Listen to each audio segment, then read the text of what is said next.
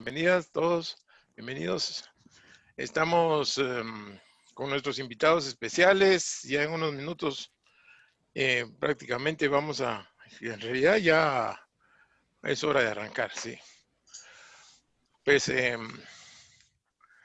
muchas gracias por su asistencia a este segundo café astronómico de 2021 y le pedimos ahí a Marvin, nuestro patrocinador, que nos dé la autorización para iniciar. Ruedas, podemos iniciar, gracias. Bienvenidos a todos, buena tarde. Muchas gracias. Voy a compartir entonces, hacer una pequeñísima presentación para que todos sepamos quiénes van a estar con nosotros esta tarde y con quiénes vamos a platicar en este café astronómico. Vamos a ver. Esta es perdón, ya me adelanté aquí. Este es el segundo café. Si están viendo todos la pantalla, pues el tema, aquí tenemos el tema que es la importancia de Marte la tarde de hoy y noche de hoy para varios en otros lados que nos están viendo, en otros lados de Latinoamérica y en España, pues ya casi es madrugada. Y estamos, en primer lugar, agradecemos a nuestros patrocinadores, a Guate Passport y Mundo Idioma por estarnos patrocinando el café astronómico y tenemos a nuestros invitados. Empiezo a presentarlos. Tenemos como invitada especial, en primer lugar, a Eleonora Poiteván. Ella es guatemalteca. Bueno, hoy todos somos guatemaltecos, los invitados son todos guatemaltecos, pero ella es ingeniera civil por la Universidad Rafael Landívar. Se inició en astronomía a los 5 años gracias a su abuela paterna. Fue coordinadora del Club de Ciencias de Astronomía de la Universidad Rafael Landívar. Es una divulgadora científica reconocida nacional e internacionalmente. Es catedrática del Diplomado en Astronomía y Astrofísica Básica, que por cierto le dieron el diploma por suficiencia. Se le ha otorgado su diploma por suficiencia y además la presidenta de la Asociación Guatemalteca de Astronomía. También tenemos como invitado especial a Alfredo Medina. Él es guatemalteco, es licenciado en informática por la Universidad Rafael Landívar. Aficionado a la astronomía desde los 10 años. Fue directivo de la Asociación Guatemalteca de Astronomía también, de la cual sigue siendo miembro activo. Y es un seguidor de las misiones espaciales en profundidad. Por eso lo tenemos acá también. Con nosotros también está hoy Dolan Castillo, quien es licenciado en diseño multimedia por la Universidad de San Carlos de Guatemala. Tiene un diplomado en marketing digital de la Prime Business School de la Universidad de Sergio Arboleda y actualmente cursando el MBA de marketing digital online en la Universidad de Barcelona. Es creativo, mercadólogo y desarrollador web. También astrónomo aficionado y miembro de la AGA desde 2017. Y tenemos a el doctor Julio Gallegos, guatemalteco, está conectado en estos momentos desde España. Doctor en astrofísica, profesor de vehículos espaciales y diseño de satélites en la Universidad de Madrid. Es Mission Assurance Manager en el Centro Europeo de Astronomía Espacial, ESAC, de la Agencia Europea del Espacio. Imagínese usted, de la Agencia Europea del Espacio. Ha participado no en una ni dos, sino en nueve misiones espaciales. Entre ellas la misión Planck. Imagínese usted la importancia de la misión Planck con la radiación de fondo. Y la ExoMars, que ya una parte se llevó a cabo y la otra se llevará a cabo en 2022, donde llevará un rover europeo y un módulo de superficie ruso a la superficie de Marte. Así que ellos son nuestros invitados para este café, que va a ser un café muy caliente. Le damos una gran bienvenida a todos. Dejo de compartir y qué gusto tenerlos por acá. Muchas gracias por haber aceptado nuestra invitación. Muchas gracias a todos también los que se conectaron. Y entramos directo a preguntar, porque aquí tenemos que aprovechar el tiempo que nos han dado nuestros invitados. Vemos últimamente en este mes mucho interés por llegar a Marte de muchos países. Está llegando el 9 de febrero. Los Emiratos Árabes Unidos ponen en órbita una sonda espacial que se llama Hope. Después, casi una semana después, llega China con Tianwen-1, que está orbitando y próximamente, o en un término de 2 meses, va a bajar, va a descender, y con un rover, y va a empezar a examinar el terreno. Y luego, hace 2 días, el reciente éxito, porque no podemos decir otra cosa, estamos impresionados, estamos choqueados todavía por el fabuloso éxito de la Perseverance, que bajó en el cráter Jezera y va buscando vida. Vamos a empezar con Julio. ¿Por qué tanto interés todos estos países en ir a Marte? ¿Y por qué, y pronto ESA también? ¿Hay algo que se sepa últimamente que nos va a aumentar la probabilidad de encontrar vida en Marte, o es por razones? Mejor dejo hasta aquí la pregunta. ¿Por qué tanto interés? Bueno, buenas noches a todos. Gracias, Edgar, por la oportunidad. Sí, bueno, el interés en Marte nunca ha parado. O sea, desde que Schiaparelli observó esos canales famosos en Marte, el interés del ser humano en Marte ha sido tremendo. Y sabemos que desde que empezó la carrera espacial ha habido intentos de llegar a Marte, algunos exitosos, otros no tanto. Y la presencia de sondas en Marte ha sido constante. O sea, ahora mismo creo que hay 6 orbiters. Bueno, ahora con estos nuevos no sé exactamente cuántos, pero siempre ha habido un interés. ¿Y por qué este interés? Bueno, lo que queremos entender es cómo se formó la Tierra. O sea, todo el objetivo es entender la vida en la Tierra, todo el objetivo es saber más de nuestro origen, de cómo se formó la vida, de esas partes esenciales. ¿Y por qué vamos a Marte y a otros planetas? Bueno, porque Marte tiene ciertas características que la Tierra no tiene. Y es como, digamos, que la Tierra es un país, un mundo muy activo, con una actividad tectónica tremenda, y eso hace que las rocas no sean muy antiguas. O sea, destruye las rocas constantemente, las va renovando, las va cambiando, y entonces no podemos encontrar rocas muy antiguas. En cambio, en Marte sí, porque no tiene una actividad tectónica tan fuerte ni actividad volcánica. Sabemos que la tuvo, pero recientemente siempre voy a hablar en términos geológicos, ¿verdad? Entonces, millones de años, pero no las ha tenido. Entonces, podemos encontrar rocas muy antiguas.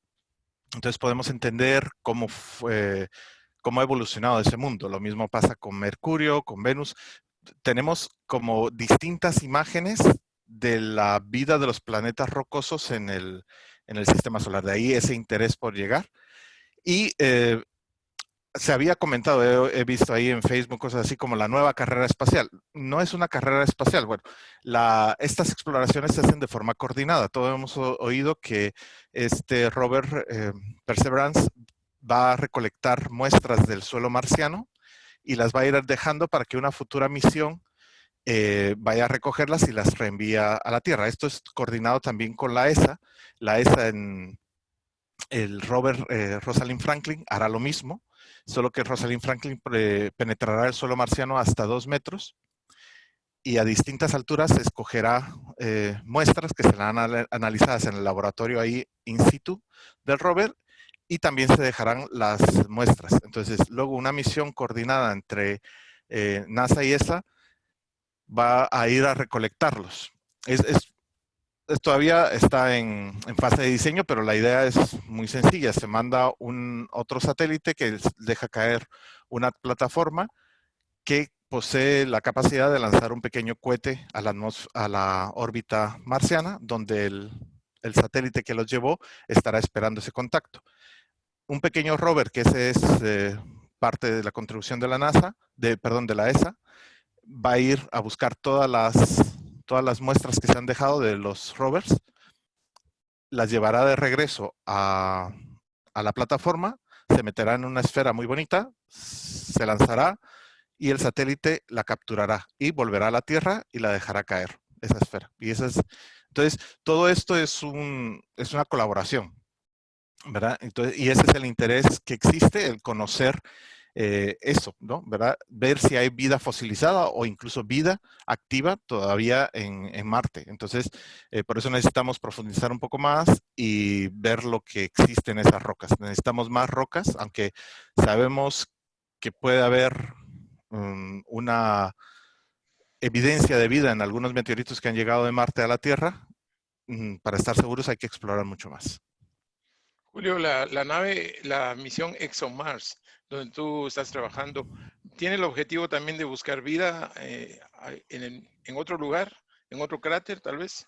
Sí, bueno, lo que se trata siempre es de buscar lugares donde se piensa que hubo agua, ¿verdad? Entonces, nosotros vemos la superficie marciana y vemos que hay formas, de hecho hay deltas fluviales que están como, digamos, dejaron su huella en la roca.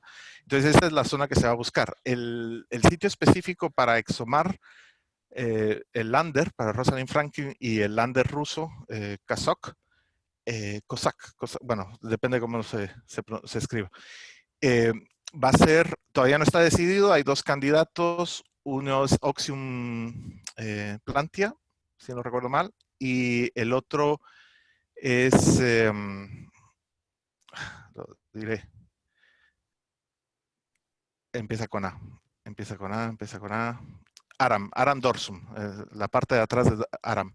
Entonces, estos son, si nosotros vemos un mapa de Marte, vemos que están como alineados, ¿no? Están tratando de ir hacia la parte norte y sur del ecuador marciano, pues estará un poquito al norte, cerca de donde cayó Viking, o donde se posó Viking la primera vez.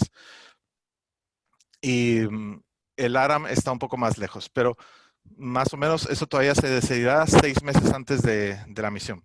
Y quería comentar que ExoMars, el rover, lastimosamente también esta misión estaba planificada para ser lanzada en julio del 2020, pero por el COVID no se pudieron hacer las pruebas de los paracaídas a tiempo. Y como sabemos, hay que esperar un poquito más de 2 años para poder lanzar. Entonces, esa fue la razón de que no, ahora mismo habrían 4 satélites orbitando, o bueno, 4 naves espaciales llegando a Marte, y el otro rover, el compañero de Perseverance, sería el Rosalind Franklin. Entonces, es una pena, pero hay que garantizar el éxito de la misión, entonces por eso se aplazó al 2022, en septiembre del 2022.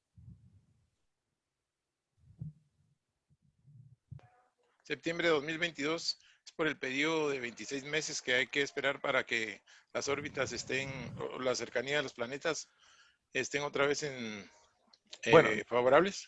no es la cercanía, bueno, realmente es porque no tenemos tecnología.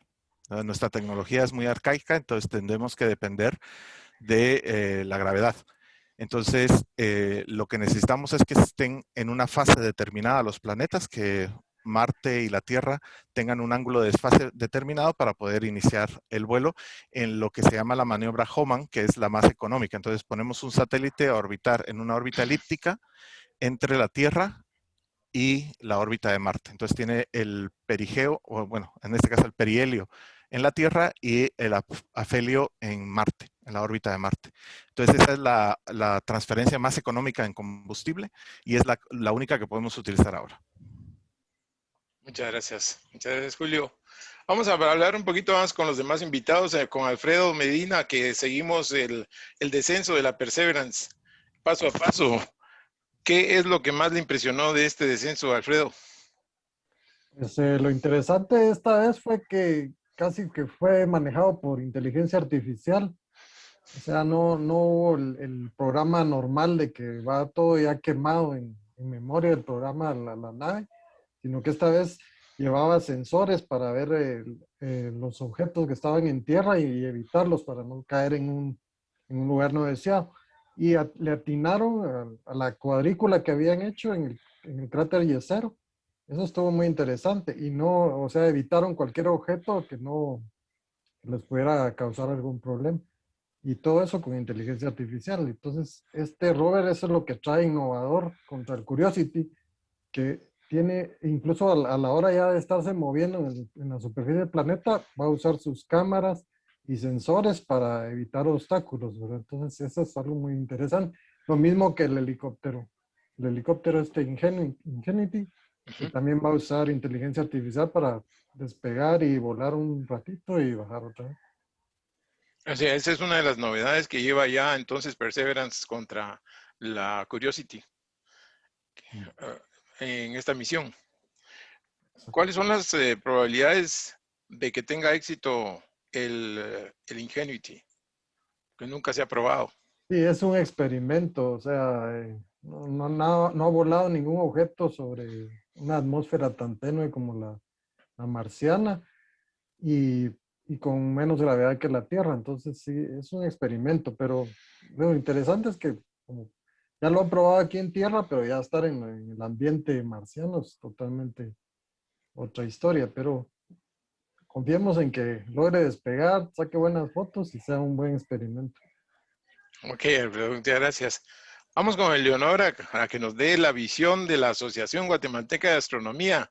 ¿Cómo ha impactado en la asociación este descenso, y no solo el descenso de Estados Unidos, sino que también de que estén los Emiratos Árabes y también China? ¿Qué se habla? ¿Qué piensan los miembros de la AGA? Bueno, yo creo que hubo bastante movimiento en nuestro chat, principalmente el día de la llegada del Perseverance, aunque con las otras dos misiones siempre estuvimos presentes. Yo creo que motiva más a querer conocer, o sea, puede ser importante que cuando uno pertenece a una asociación o a un grupo de astrónomos aficionados, no todos están interesados en el mismo tema, pero temáticas como esta, principalmente de exploración espacial, hacen de alguna forma interesarse por características tanto de la misión como del planeta. Ya se vuelve algo más personalizado.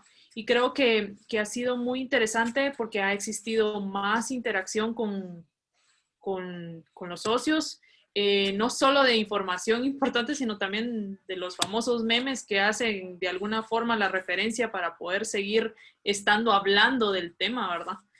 Y sobre todo que creo que permite que nosotros como miembros de una asociación hablemos con las personas cercanas del tema y eso hace que haya menos desinformación y más información correcta a las personas que están buscando la información, porque es muy fácil perderse en las redes sociales y encontrar información errónea o hasta en los mismos medios escritos de nuestro país que descubrimos que Prensa Libre escribió mal el nombre de la misión. Entonces, ese tipo de cosas es importante porque nos dicen que nosotros debemos de ser quienes den la información correcta y quienes permitan que no exista más desinformación. Y le tengo una porque realmente mucha gente dice, pero ¿y tanta tecnología? Y la foto que sacan es en blanco y negro y ni siquiera es una foto buena, digamos así, hablando coloquialmente. Entonces, es más, nos han llegado esas preguntas, digamos, a través de las redes sociales. ¿Qué hacen los miembros de la AGA cuando les preguntan una cosa así? Bueno, definitivamente hay que tener en cuenta primero que en el caso del aterrizaje, en la misión, las cámaras que están funcionando son cámaras de aterrizaje de baja definición porque lo que importa es que el rover aterrice.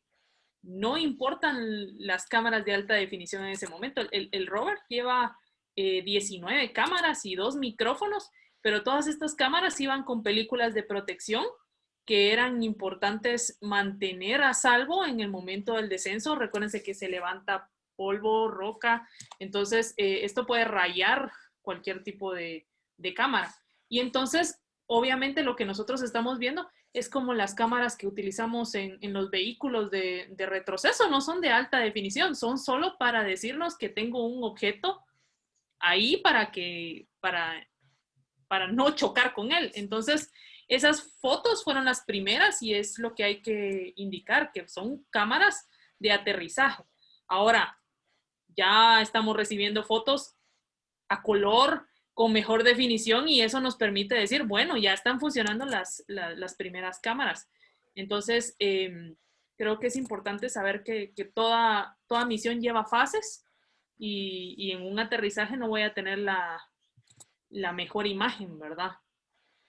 Sí, muy importante. Entonces, la labor de la asociación, hablándole al público que, pues, dando a conocer por qué son las cosas así como se publican, es importante y que todos, y que digamos desde los directivos venga esa información correcta, ¿verdad? Muy bien. La asociación en Guatemala dando la información correcta. Vamos a hablar un poquito de ahora con Dolan. Dolan, este aterrizaje o amartizaje de Perseverance, creo que ha sido uno de los que más se han compartido con el público. A través de la NASA estuvieron compartiendo en todo momento, ¿verdad? Solo, digamos, no se pudo ver, digamos, que en tiempo real el aterrizaje, pero sí pasaron fotos y estaban narrando todo lo que estaba pasando. ¿Cuál es su impresión de esto y qué expectativas tiene usted de la misión?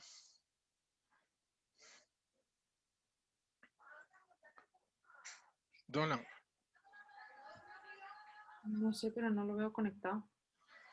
Ok, tal vez tuvo algún problema con la conexión.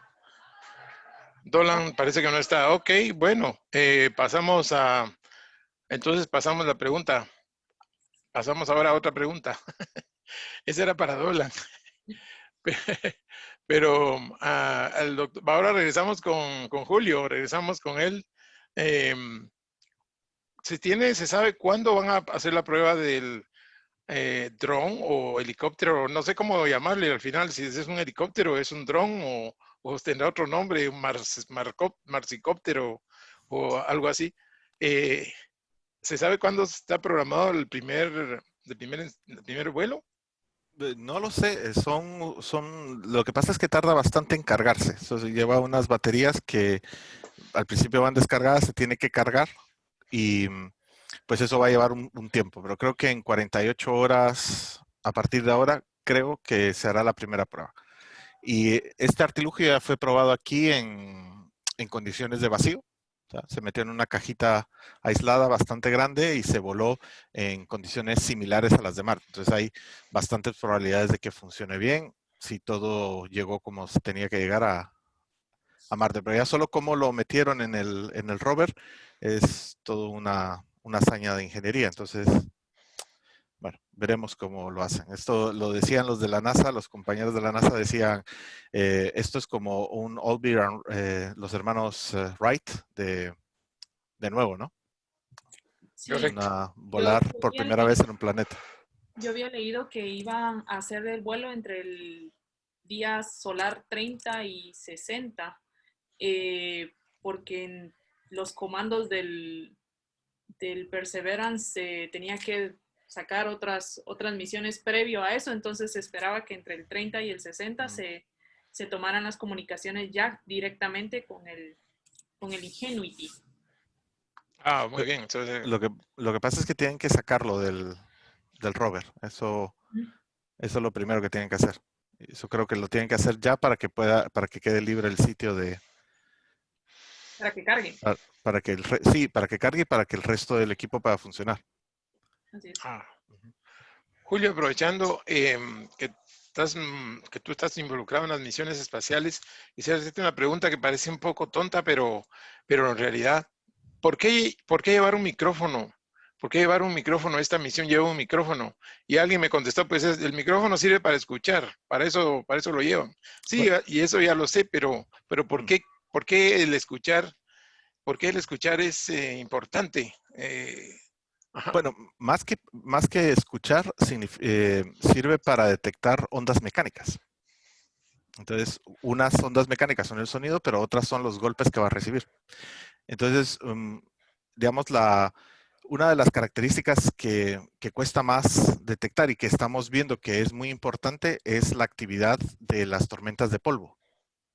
Entonces, entiendo yo que estos micrófonos forman parte del sistema de detectar esta actividad en la local, ¿vale? Entonces, cuando está golpeando el polvo al micrófono, nos da una idea de qué tanta actividad de polvo hay. Entonces, los últimos datos que hemos visto de ExoMars del TGO, el TGO es el satélite que se envió en el 2016 y lo que está buscando son gases en la atmósfera de Marte para entender un poco esa producción de metano, cómo pierde Marte su agua. Entonces, una de las cosas que vemos es que están correlacionadas la actividad del polvo, de las tormentas, con los índices de ciertos gases que observamos. Entonces, la correlación es perfecta. Entonces, para entender eso necesitamos estas estaciones meteorológicas que llevan también su micrófono para detectar estos impactos. Pero además, pues es interesante todo lo que se pueda escuchar, porque no solo esta sonda, también Cassini-Huygens se llevaba un micrófono para ir escuchando la atmósfera cuando entró a Titán. Entonces, todo esto nos da información sobre la actividad de la atmósfera. Entonces, pero porque es un medidor de ondas mecánicas, básicamente. Excelente, muchas gracias. Muchas gracias. Sí, adelante, Alfredo. Algo interesante es que los micrófonos que lleva los diseñó un músico de Los Ángeles. Entonces es Jason Aquiles, se llama. Entonces es interesante que Pues sí. o sea, alguien que es profesional de la música se dedicó a diseñar esos micrófonos para Perseverance. Qué bien, sí, pues, ¿verdad? Alguien que sabe de sonido también, ¿verdad? Y captar, y me imagino que debe ser tener conocimientos de ingeniería de sonido y cosas así. Y bueno, que quiero también animar a todos nuestros participantes en el café a que hagan sus preguntas. También aprovechemos esta plática que tenemos. Recuerden que este es un café. Estamos hablando acá, tomándonos un café y hablando de este tema que nos tiene pues muy, muy emocionados a todos. Yo digo que a nivel mundial. Ya tenemos una primera pregunta, por cierto, acá. Dice, nos preguntan, ¿por qué los rovers se mueven tan despacio? ¿Por qué los rovers son tan lentos? Pregunta Aaron López. No sé, Leonora, si usted quiere contestar. Si quiere, bueno, yo me sé algo con respecto al Curiosity, porque leí que el Curiosity realmente era más lento que un caracol. Y es prácticamente porque es el tipo de suspensión que lleva el vehículo. Utiliza una suspensión que se llama tipo balancín buggy o buggy balancín. Y lo que hace es que las dos ruedas traseras están unidas a un eje rígido tipo buggy y este está articulado con el otro eje de la rueda delantera. Entonces genera un efecto de balancín. Entonces, esta estructura de estos tipos de llantas y de suspensiones está pensada para los terrenos irregulares y que tienen cambios de pendiente muy, muy abruptos. Entonces, la suspensión es independiente, tanto la izquierda como la derecha. Entonces, no es lo que ocurre como los carros de la tierra, que tienen una suspensión que está de forma, ¿cómo sería? Agarrada una llanta con la otra, sino que son independientes, entonces eso hace que por el terreno vayan bien lento y despacio. Y para impedir que pasen una roca o se traben con algo que no vieron en el terreno, entonces por eso son de forma independiente. Y creo que este también lleva ese tipo de tecnología. Sí, lo que pasa es que este sí es rápido. O sea, va a ser como, no recuerdo el dato, pero como al menos 10 veces más rápido que los otros. Y tienes razón, el efecto que causa esto es como que caminara. Entonces va caminando. Entonces, eso es para evitar que se caiga, que vea una roca, pero Perseverance, como habíamos dicho, tiene muchas cámaras y es más inteligente, digamos, en ese sentido, y va a ir mucho más rápido. Ahora se me escapa el dato, pero era impresionante para las velocidades. El que sí me recuerdo es el Rosalind Franklin, ese son 3 metros por hora, para que entendamos lo que es el tiempo de lo que estamos hablando de qué tan lento es, ¿no? Son 3 metros por hora la velocidad de desplazamiento. Perseverance, no recuerdo ahora, pero es bastante más rápido. Entonces, comparado sería como un Ferrari comparado con el Fiat Panda. Están diciendo en el chat 1 kilómetro por día. 1 kilómetro por día. Dice creo, que le dio me parece Selin. poco, pero sí puede ser. Tanto, pues a mí me parece bastante, 1 kilómetro por día. Pues eso es, porque como que planifican muy cuidadosamente los movimientos, ¿verdad? Para que no vaya a haber un accidente. Yo tengo una pregunta para el señor Gallego, si se puede por micrófono. Sí, se puede. Adelante, Marinés, por favor. Gracias. Quiero saber qué contesta alguien que trabaja directamente en estas misiones. Esta no es una pregunta necesariamente mía, es una pregunta que cuando me la hacen a mí, me dan ganas de quitarme el zapato y tirárselos. Y quisiera tener una buena respuesta.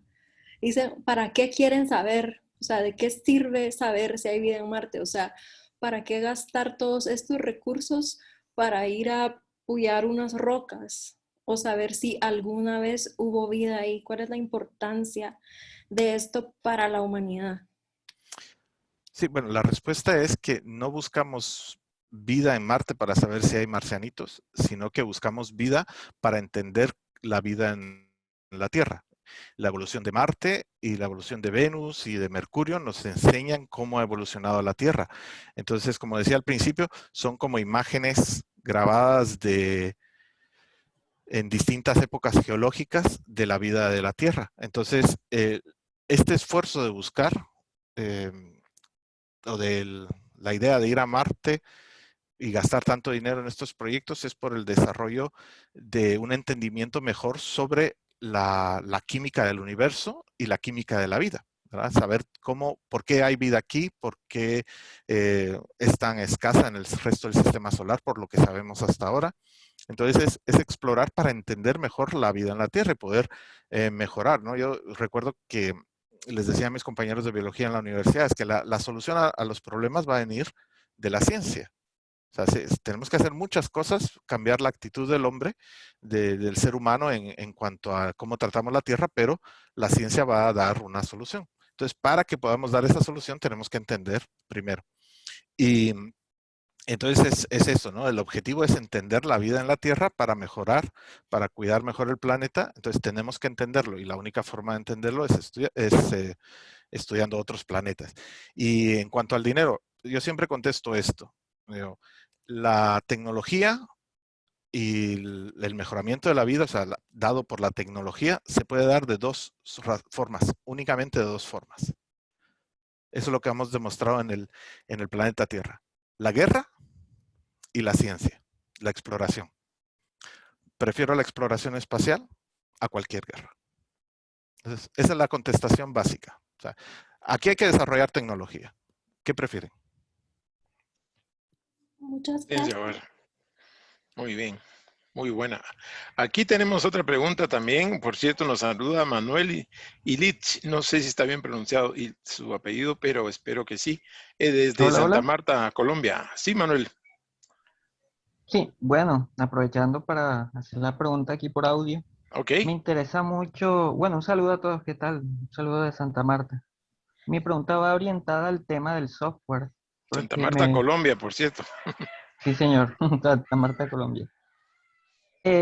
Mi pregunta va orientada al software y me gustaría saber si tienen esa información con respecto al software que utiliza el rover y la sonda como tal.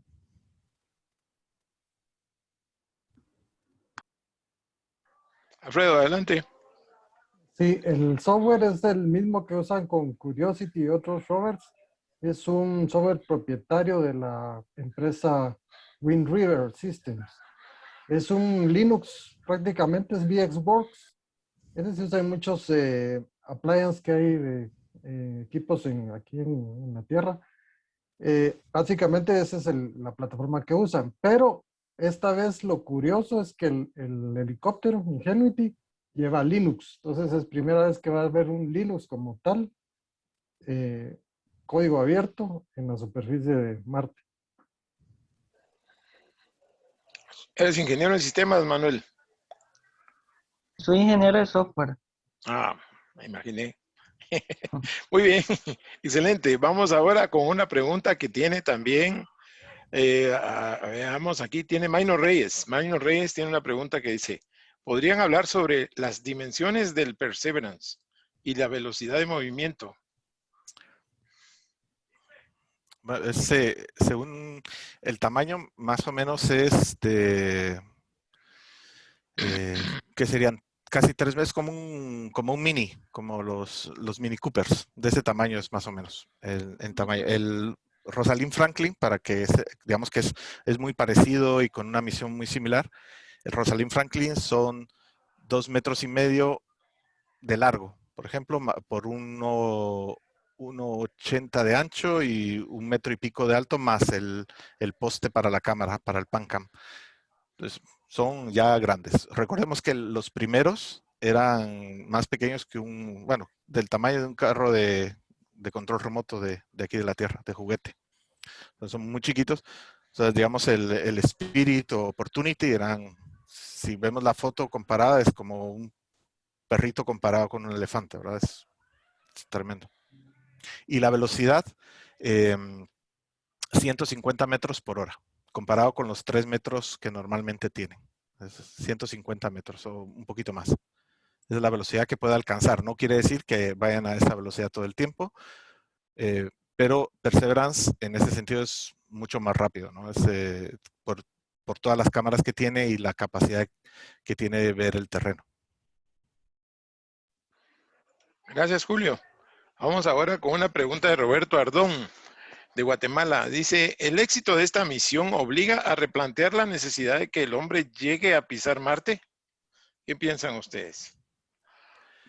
Bueno, el problema con la llegada del hombre a Marte es que el ser humano, es muy frágil. O sea, no aguantaría este viaje. Se contaminaría por los rayos cósmicos. Son entre 7 meses. Por ejemplo, ExoMars en el 2022 tardará 8 meses y pico, 8 meses y medio, más o menos, 8 meses, 20 días.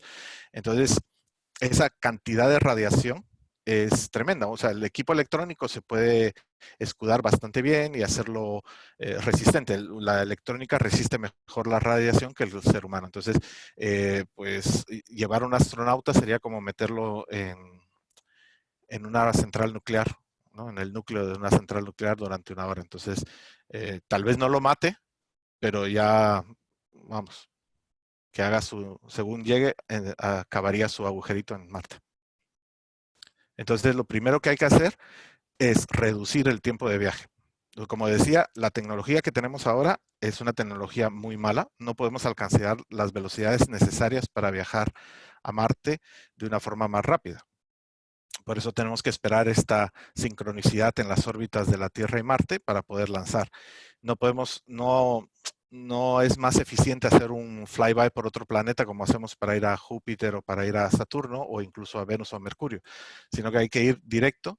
Entonces usamos esta maniobra de Hohmann, que es muy eficiente económicamente para el combustible, pero no es nada eficiente en cuanto a tiempo. Entonces, mejorar los sistemas de propulsión y el mejorar el sistema de escudo para la protección de los astronautas. Entonces, para eso falta todavía, porque nuestra tecnología, pensemos que el desarrollo de los cohetes ha avanzado muy poco, realmente ha avanzado muy poco. ¿Algún otro panelista quiere complementar? Yo puedo decir que prácticamente no es tanto replantear la necesidad de que el hombre llegue a pisar Marte, porque no se puede cambiar algo que ya se ha convertido en una necesidad o en un hito de de llegar a hacerlo. Obviamente, lo que decía el doctor Gallegos, el tiempo y la tecnología que hay que llegar a alcanzar va a ser muy diferente. Pero de que se llegue a hacer el viaje del humano y poner a un hombre pisando Marte, lo más seguro es que sí vaya a ocurrir, pero no en un futuro tan cercano como el que muchos esperarían, pues. O sea, de que ocurre, ocurre, pero no en los últimos, no en los próximos 3, 5 años que todo mundo desea. O sea, digamos, el primer paso que vemos es la vuelta a la Luna, ¿no? La vuelta a la Luna es un paso importante. La vuelta a la Luna de humanos, pues va a permitir muchas cosas, ¿no?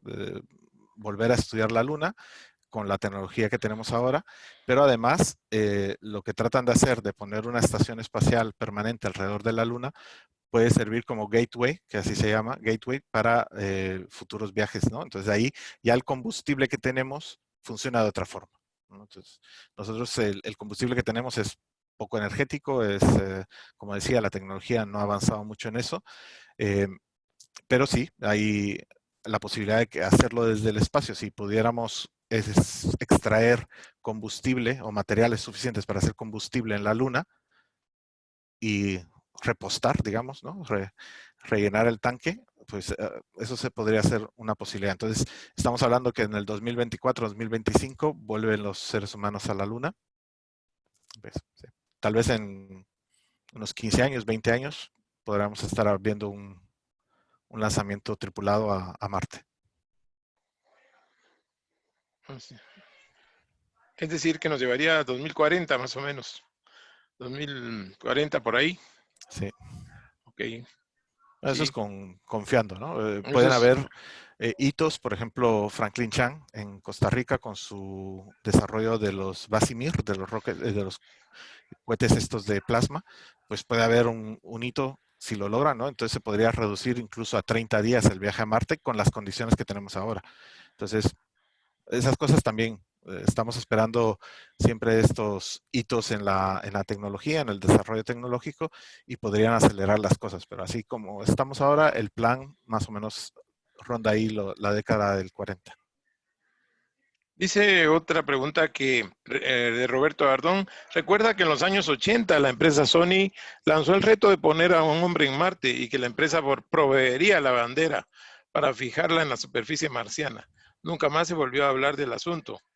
¿Es un tema que está sobre la mesa o lo que planteó Sony en ese momento, anticipándose a empresas privadas que ahora financian exploraciones espaciales? ¿Saben alguien de este proyecto? No, a mí no me suena de nada. Es posible, pero no creo que siga. Hay mucho de esto, ¿no? Muchas empresas han patrocinado o propuestas estas competencias de vuelos suborbitales, vuelos a la Luna, etcétera. Y bueno, algunas tienen más éxito que otras, pero es una forma de desarrollar la tecnología, la competencia. Es cierto que estas misiones creo que no son abarcables por una empresa. Tiene que ser una agencia o una coordinación de agencias, ¿no? Para poner el trabajo de muchas empresas hacia el mismo objetivo. Adelante, Alfredo. Pues no había escuchado de esa, solo la última que se conoció fue aquella de Mars One, que fue un fiasco.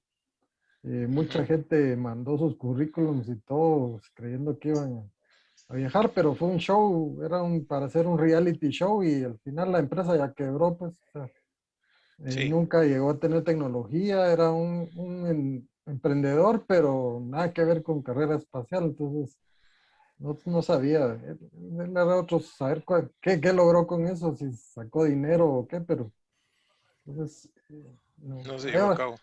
Ahora lo interesante es que ya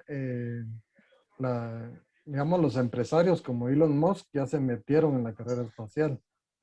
Entonces, eso sí puede ayudar mucho a acelerar el desarrollo de tecnologías, ¿verdad? Y puede ser que reduzca y se encuentren nuevas formas o nuevos motores o nuevos impulsores para poder llegar, pero sí definitivamente saliendo de aquí de la Tierra, llegar hasta Marte, ahorita sí está muy, muy difícil. Y es más viable eso de salir desde la Luna, digamos, llegar de la Luna a Marte con otro tipo de vehículos y otro tipo de propulsión. Gracias, Alfredo. Otra pregunta que tenemos acá de César Fernando es ¿por qué la NASA o cuándo la NASA, yo diría que la NASA o China, cuándo irán a colocar una sonda en el polo y no en el Ecuador? Porque es donde más hay, a lo mejor ahí hay más posibilidades de encontrar vida por estar cerca del agua o zonas templadas. ¿Por qué no están colocando naves ahí, sino que siempre es más o menos un poco arriba del Ecuador? Sí, digamos, la cuestión es que tenemos que ver la vida de Marte, así como nosotros tenemos eras geológicas en la Tierra, Marte también las tiene.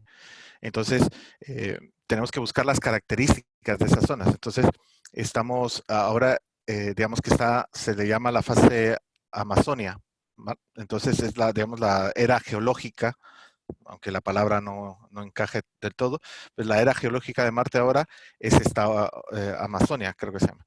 Entonces, hay que buscar las zonas que reflejan las características de esa área. Ese es el mayor interés, está en esas zonas para buscar, como decía al principio, la edad adecuada de las rocas que se van a explorar, porque ahí es donde creemos que está la vida. Recordemos que las huellas de metano que se han encontrado, el metano, en el 90% del metano que se produce en la Tierra se produce por reacciones orgánicas, ¿no? Pero hay un 10% que se produce por reacciones geológicas. Entonces, inorgánicas. Entonces hay que estudiar mejor esas reacciones del metano en Marte. Además, decía también cómo pierde el agua Marte. Ahora los últimos resultados de TGO nos dicen que pues parece que sí escapa mucha agua y es todo un proceso mecánico, ¿no? Esto es como un trabajo detectivesco. Entonces vemos que si hubo agua salada en Marte, tuvo unas ciertas sales específicas que permiten la reacción con ciertos elementos químicos, que podría ser el hidrógeno del agua, y formaría formaría cloro en la atmósfera, y hemos detectado ese cloro. Entonces, parece que estamos cerrando el ciclo de esa agua, del agua que desaparece de Marte, ¿no? Como la pierde. Entonces, lo que estamos buscando es en esas huellas de agua, un tipo de roca de una edad específica, ¿verdad? Entonces, por eso se está centrando ahí. El polo será interesante también, pero ahora el objetivo principal es ver esa estructura. Entonces, estamos en la zona que corresponde a la era tectónica actual, digamos, la más reciente. Los polos, creemos, sobre todo el polo sur sería de lo más antiguo, y luego el polo norte sería del paso intermedio, digamos.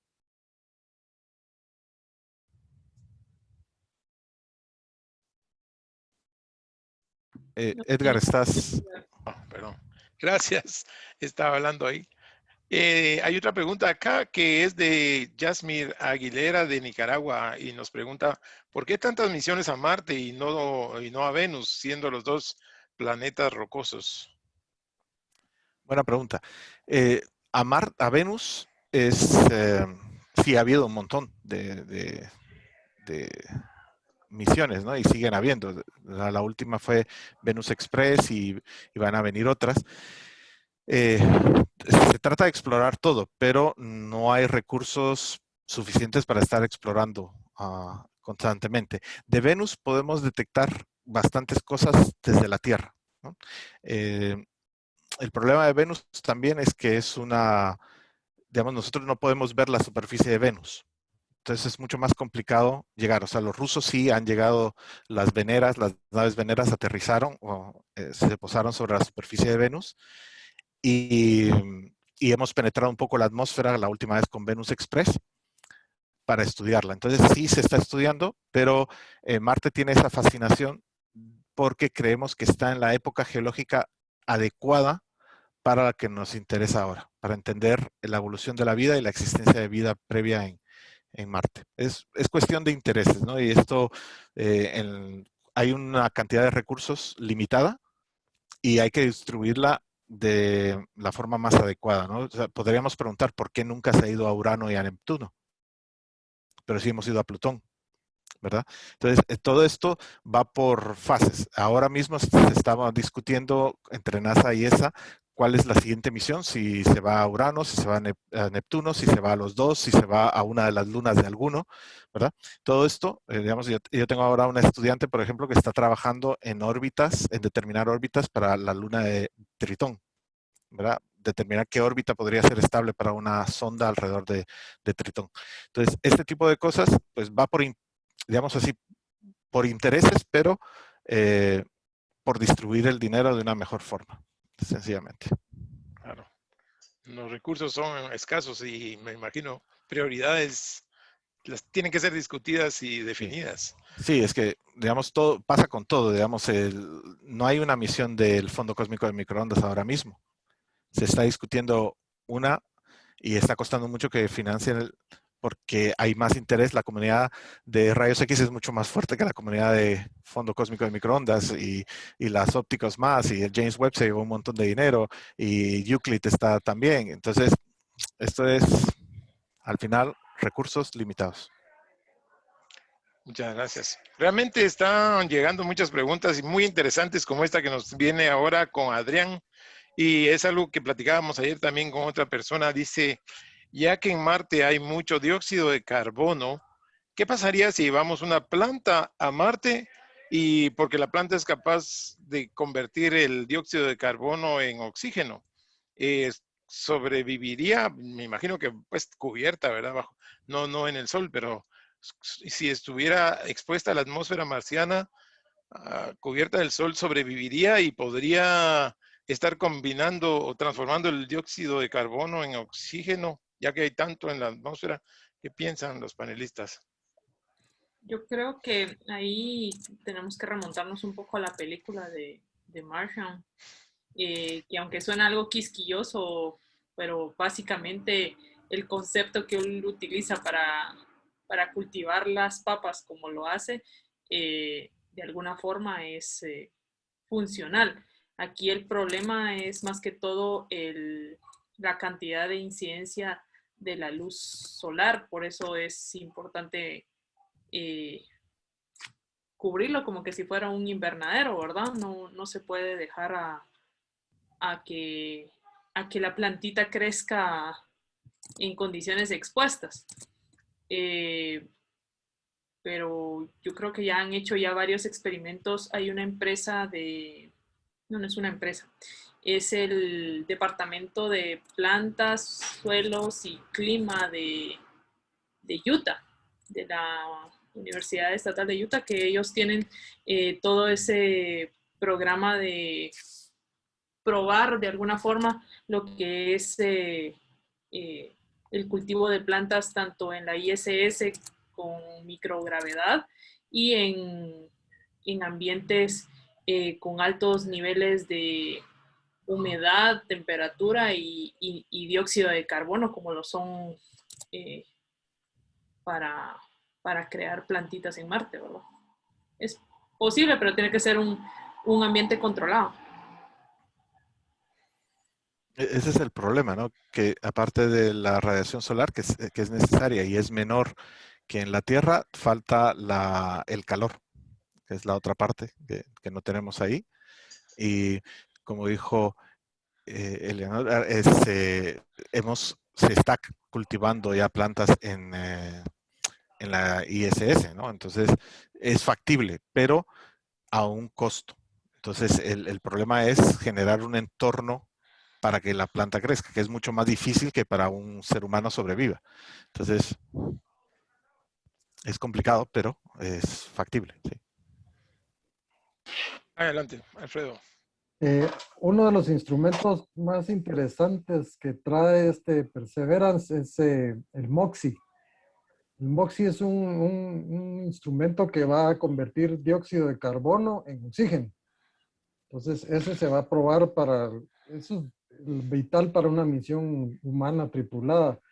Entonces, ese experimento a mí me llama mucho la atención porque convertir oxígeno, dióxido de carbono en oxígeno, aunque solo va a convertir como 10 gramos por hora, algo así, pero va a estar en funcionamiento por bastante tiempo. Entonces, eso es algo que pues va a servir para cosas así, como que si vamos a darle oxígeno a los humanos que lleguen o si pensamos cultivar en Marte.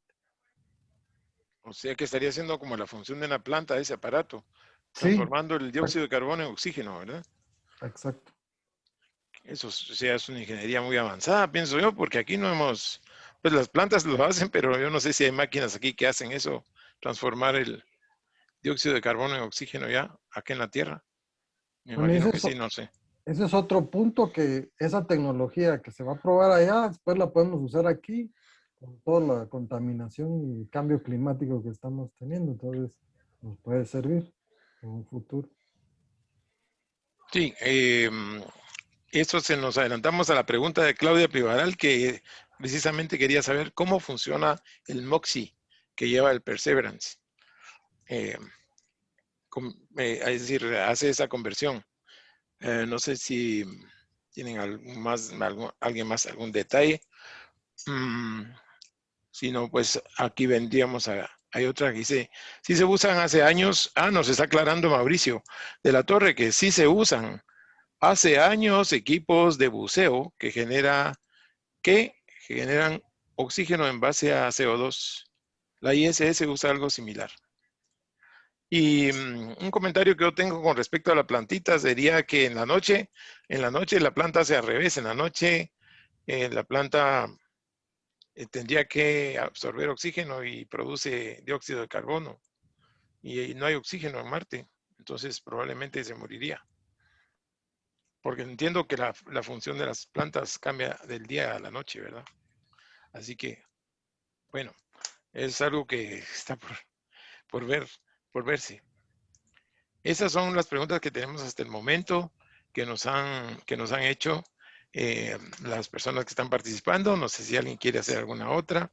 Sí, Sí, adelante. la maniobra Hohmann así era. Sí. ¿Se puede hacer solo con planetas que están más lejos del Sol que nosotros? ¿O también se puede hacer planetas que están más cerca del Sol? Bueno, es más complicado. O sea, teóricamente sí, digamos, la maniobra se puede hacer de un planeta interno a un planeta externo y de un planeta externo a uno interno. Se puede hacer en ese sentido teóricamente. Lo que pasa es que volvemos a que nuestra tecnología todavía no es capaz de hacer ciertas cosas. Entonces, la Hohmann está limitada por la cantidad de impulso que le podemos dar y eso es la cantidad de combustible que podemos llevar. Es lo que se llama el delta de velocidad, el incremento de velocidad que le podemos dar a una nave para que cambie de una órbita a otra. Por ejemplo, para ir a Venus se podría hacer, pero para ir a Mercurio no se puede, porque Mercurio tiene dos problemas. Uno, que su órbita es resonante alrededor del Sol, entonces hay que tener cuidado, porque el Sol nos puede capturar. Entonces, hay que hacerlo con mucho cuidado. Y que viaja muy, muy rápido. Entonces, lo que se hace, por ejemplo, para ir a Mercurio es un flyby alrededor de la Tierra, 2 alrededor de Venus y luego 6 alrededor de Mercurio y del Sol, hasta que se frena lo suficiente y es capturado por Mercurio. Entonces, es complicado. Entonces, la maniobra Hohmann, por ejemplo, para poner un satélite de la Tierra y ponerlo en la órbita geoestacionaria, ¿no? Para los satélites de telecomunicación y cosas así, pues se usa la maniobra Hohmann, es la que le llaman una órbita de geotransferencia. Y entonces es económica, es muy económica y es factible. Para interplanetaria, pues Marte y Venus, sí, el resto de planetas no, por razones prácticas, Ok, gracias.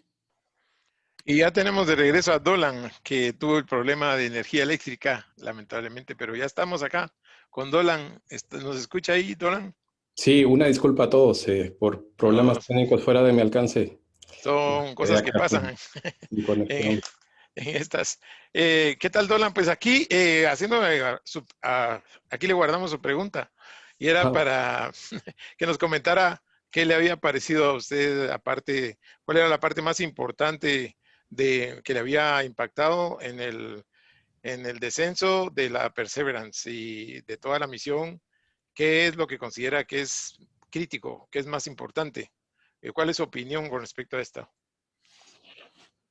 Ok, pues mi opinión es que en cuanto al descenso lo puedo mover aquí. ¿Me escuchan? Sí. Ok. Sí, yo creo que lo más importante para esta misión es la búsqueda de biofirmas. Creo que eso es lo que va a hacer exactamente esta misión ahora. Pero tiene muchos elementos de diversos experimentos que se van a hacer que me parece que es muy interesante. Sobre alguno de ellos, como el helicóptero.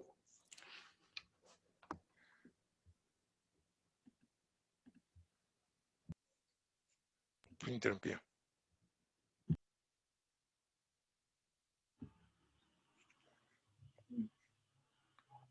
Oh, sí, se cortó. Esperemos que recupere el sonido.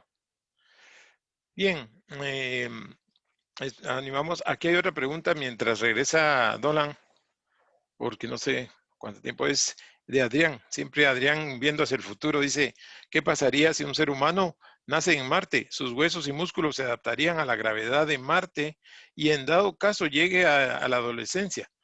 Pero si este viene a la Tierra, ¿qué le pasaría a sus huesos y a sus músculos? Eso es bien interesante.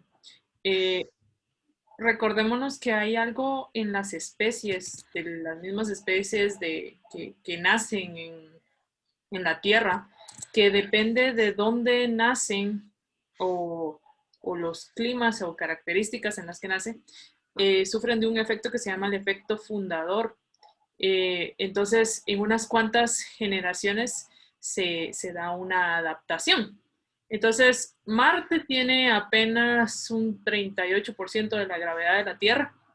Entonces, eso definitivamente causaría una pérdida de la densidad ósea que tenemos los seres humanos.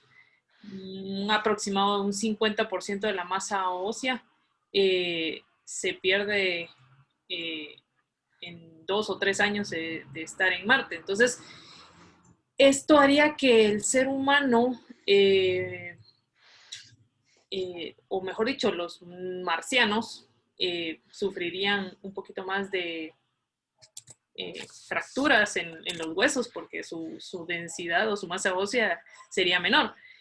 Y aparte de eso, estos marcianos, como se van a ir adaptando, van a generar o acabarían naturalmente con huesos mucho más gruesos porque el efecto de adaptación y el efecto fundador hace que nos vayamos adaptando al lugar en el que estamos. Entonces va a tener huesos más fuertes y cuando este venga a la Tierra posiblemente empiece a sufrir del efecto como de... ¿Se va a sentir más pesado? Ajá, se va a sentir más pesado, pero de curvatura, ese efecto que uno hace con la espalda y que empieza como a jorobarse por el peso, eso sería algo, pues básicamente... Perjudicial. Ajá, pero igual la radiación, ahí es otro detalle con la radiación a la que estaría constantemente expuesto, debería de generar algún cambio en la piel, en los ojos, tiene que haber una adaptación. Entonces, tal vez no se vean las primeras generaciones de nacidos, pero se va a ver a lo largo de la adaptación de la especie a ese nuevo planeta. Así que las personas que nazcan allá mejor se quedan allá porque si vienen acá van a venir a padecer de otros males, No sería digamos a largo plazo. Pienso que tal vez sería como, así como ahora nosotros para ir a la luna necesitamos un traje y una gran cantidad de cosas, cuando los marcianos, o sea, no va a ser que no puedan visitar la Tierra, solo van a necesitar Un traje. cosas para venir. Sí, con otra presión que los adapte tal vez. O tal vez, no sé, yo quisiera ir a hacer deadlifts a Marte. Siento que sería bien fuerte ahí. Está bien. Eso estaría bien. Aquí tengo una... Adelante, Alfredo. Adelante. Hay una película para los que les gusta la ciencia ficción. Se llama El espacio entre nosotros. Es de un niño que nació en Marte. Ya está colonizado Marte. Y lo traen a la Tierra y sí sufre un montón. O sea, de hecho, se lo tienen que llevar de regreso porque se está muriendo de aquí por las condiciones, ¿verdad? Entonces es diferente. Entonces hay muchos factores, pero es una película interesante. Es algo romántica, pero tiene algo de ciencia ahí interesante. Una pregunta, aquí tenemos una pregunta de la teoría de la conspiración, pero aprovechando que está Julio, tal vez que nos la aclare. Si la NASA encuentra vida en el cráter Yesera, ¿lo va a revelar o lo va a ocultar? Y si le convendría ocultarlo. No, a ver, lo que va a encontrar, esperemos, son restos de vida, lo más probable. Incluso podría encontrar, porque se ha visto aquí en la Tierra que hay bacterias que pueden sobrevivir metidas en la Tierra, aisladas del Sol, y en serían condiciones similares a las condiciones de Marte, y puede ser que encuentre vida o organismos que estén vivos, ¿no? No solo fósiles de bacterias. Entonces, obviamente sí, se va a publicar. Todo esto se hace. Lo que no va a encontrar son marcianitos, ¿no? Eso está bien para los dibujos de los cómics, de que está el marcianito justo detrás de la cámara de los rovers para que no lo enfoquen, ¿verdad? Entonces, sí, la ciencia, eso es lo bueno de la ciencia, ¿no? Que es abierta. Entonces, el problema aquí hay dos cosas, ¿no? Como hablábamos de las imágenes y que la gente se quejaba de que tanta tecnología para una imagen en blanco y negro. Sí. Hay instrumentos, casi todos los instrumentos que tenemos no son camaritas de webcam para entretener al público, ¿no? Son instrumentos que lo que vemos es un montón de rayitas y están hechos para los científicos, para que los científicos los analicen. Y es como decía, hay agua en Marte, ¿no? No es que alguien tomó la foto de un charco, ¿no? Es porque se analizó toda una reacción química y se vio un marcador que dice, mira, es posible que dada esta reacción encontremos agua. Entonces lo mismo va a pasar. Entonces son datos entonces, que se tienen que analizar, y eso no lo analizan la NASA ni la ESA, lo analizan científicos de universidades, que son los que han construido los instrumentos, que son los que entienden los instrumentos. Entonces, no hay teoría de la conspiración, la NASA no tiene esa información.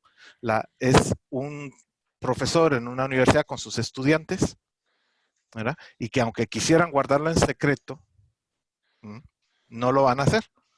Entonces, es una cuestión de que la ciencia la hacen los científicos y se va a divulgar de formas, o sea, si quieren, digamos, se pueden explorar. Hay lo que se llama el Planetary Science Archive, el PSA, de la NASA y de la ESA, donde está toda la información, todos los datos recogidos de todas las sondas que se han puesto en órbita alrededor de planetas o en el sistema solar, están disponibles para todo el público, porque la ciencia es abierta, no da pautas a conspiración. Por eso se está publicando, por eso se está dando toda esta información. Lo que no se dice es lo que nos tendría que preocupar a la gente. Les voy a contar una anécdota. La NASA recibió una llamada de la NSA y le dijo, mire, tenemos 2 satélites que ya no vamos a usar. No sé si ustedes lo quieren usar para astronomía. Y cuando les dieron las especificaciones de los satélites, eran 2 satélites que tenían 4 veces más capacidad de observación que Hubble. Y esos eran los que estaban desechando. Entonces, para inventarse teorías de la conspiración, no usen la ciencia, usen cualquier otra cosa. Pero la ciencia no, la ciencia es abierta. Sí, muy buena anécdota, qué bien. Totalmente de acuerdo. Excelente, sí, muy bien. Gracias por aclararnos esto y nos das mucha enseñanza para poder explicar cuando nos dicen esas cosas, ¿verdad? Porque pues nos hacen ese tipo de observaciones y preguntas y comentarios. Aquí queríamos, hablando de la vida, hablando de ahorita de Perseverance. Sí, Buenas noches. ¿alguien quería decir algo? Sí, No. podría hacer una pregunta. Yo quería preguntar, así, adelante, por favor. ¿Cuál sería la reacción de la NASA y la ESA si es que los científicos asignados para revisar los resultados dijeran que hubiera vida, pero después resultara que ellos la habían analizado mal? ¿Cuál sería la reacción de la NASA? ¿Quién habla aquí? Perdón, solo para saber Aarón. quién. Aaron López. Aaron, ok, Aaron. Mira, no, o sea, la ciencia tiene una ventaja que es lo que se llama que a nadie se le cree. Aquí yo siempre digo esta frase, digo, yo confío en Dios, todos los demás me tienen que dar evidencia. Entonces, es así, o sea, evidencia, tus análisis, los reviso yo, los revisan otros 100 científicos y cuando estemos todos de acuerdo y te hayamos concluido que sí, decimos, ¿qué es lo que ha estado pasando últimamente con la ciencia? Que ahí es un poco el pecado de la ciencia. Todos quieren dinero. Vuelvo a decir, los recursos son limitados. Y si yo encuentro una noticia que podría ser importante y relevante para atraer a la opinión pública, que es muy importante en Estados Unidos, para que el congresista asigne dinero para mi misión, lo voy a decir y lo voy a dejar salir, aunque no esté del todo demostrado, ¿verdad? Entonces, no, digamos, ha pasado, ¿eh? Te puedo decir, ha pasado, por ejemplo, el satélite Hipparcos de la ESA, se analizaba, este era un satélite para observar la posición de las estrellas de una forma muy precisa, era astrometría básica, es como Gaia, pero en primitivo, o sea, 200,000 o 1,000,000 de estrellas, algo así, analizadas, y el primer análisis que se hizo fue completamente malo, o sea, salió muy mal, la precisión que se alcanzaba era pésima, pues básicamente hacía que los resultados fueran un fracaso. 5 años después... Leí que es prácticamente la misma historia de la vida con el metano. Los científicos han dicho por años de que hay metano, que han detectado mucho y después resultaba que era la interferencia de los gases en la Tierra, o que leyeron mal, o que el instrumento está defectuoso, que se haya contaminado. Sí. Y sin fin de... Pero te digo, digamos, en el caso de este Hipparcos que te contaba, después llegó otro nuevo equipo, reanalizó los datos y resultó que había sido un error del humano. Y los datos fueron fantásticos. Como dices tú, el metano, bueno, de esto no sale a las noticias, ¿no? Pero digamos que se encuentra metano. Ahora ya no lo encuentro.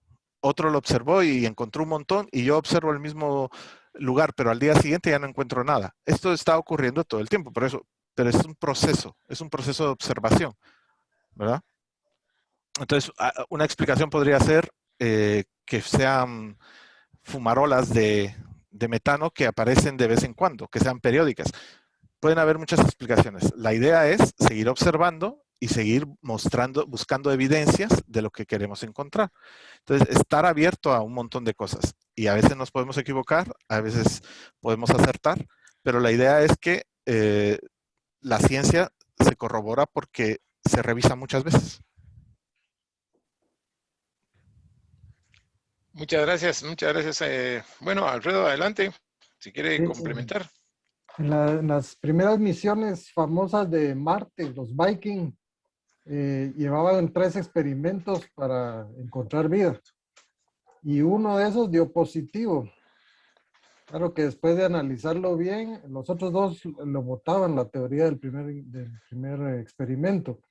Entonces se quedó así como que será o no será, pero la tecnología en ese entonces no es lo que va ahora, ¿verdad? Entonces hoy sí se van a verificar muchas más cosas. Entonces tal vez en ese momento pues, si hubieran hecho una gran bulla de que sí habíamos encontrado vida y realmente no fue concluyente de que sí fuera vida. Entonces eso se va aprendiendo, ¿verdad? Eso es lo bonito de la ciencia, como dice el doctor Gallegos, de que no es solo que una persona diga, sino todos los científicos verifican y entre todos se controla eso y se encuentra la verdad.